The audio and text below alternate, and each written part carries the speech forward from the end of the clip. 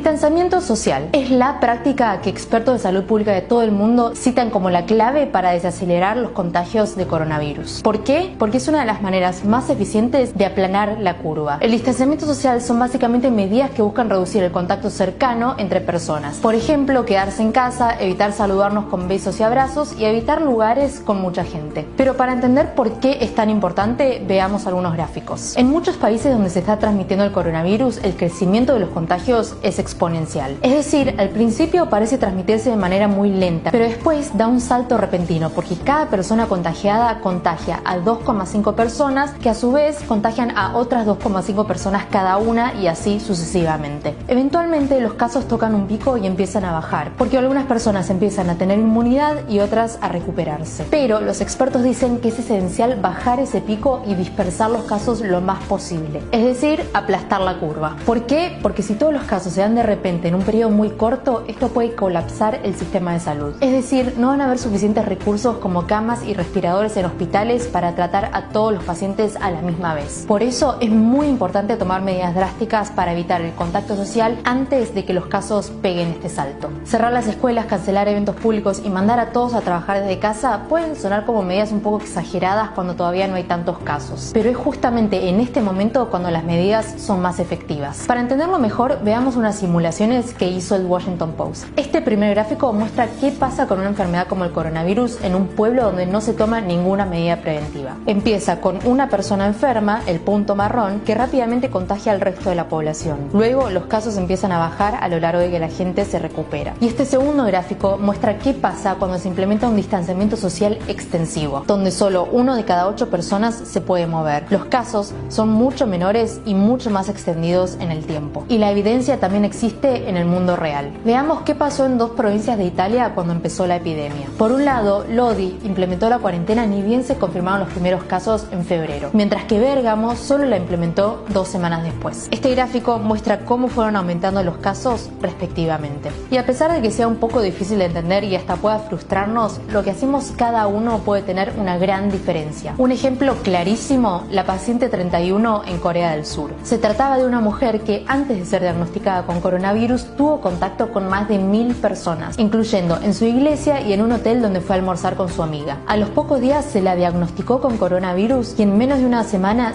cientos de otras personas fueron diagnosticadas con coronavirus, muchas con relación a la iglesia de la paciente. La lección: no seas el o la paciente 31. El distanciamiento social no es solamente para cuidarte a vos, sino para cuidarnos a todos. Recordemos que la actitud de una persona puede detener la cadena de contagios. Y para quienes estén en cuarentena, gracias por cuidarnos a todos.